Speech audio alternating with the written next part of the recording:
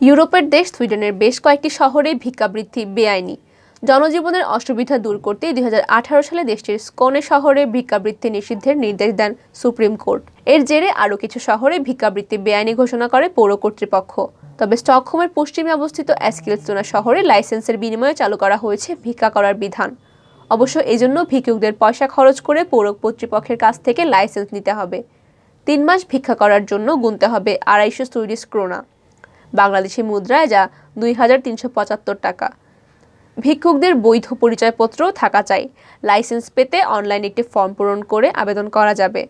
থানায় সংশ্লিষ্ট কর্মকর্তার কাছ থেকেও নেওয়া যাবে আবেদনপত্র। লাইসেন্স ছাড়া এস্কিলস্টোনা শহরের কোথাও ভিক্ষা করলে রয়েছে আর্থিক দণ্ডের বিধান।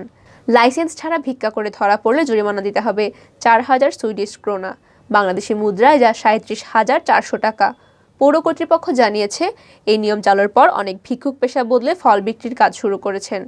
তবে এই নিয়ে সমালোচনার শেষ নেই। সমালোচকদের মন্তব্য, এই ব্যবস্থার মাধ্যমে ভিক্ষা করাকে উৎসাহিত করা হচ্ছে। ভিক্ষুকরা ভিক্ষাবৃত্তির আইনি অধিকারও পেয়ে যেতে পারেন। তবে এস্কিলস্টোনা শহরের পৌর কর্তৃপক্ষের যুক্তি, শহরে কতজন মানুষ ভিক্ষা করে সে বিষয়ে তথ্য পেতেই এমন উদ্যোগ নেওয়া হয়েছে।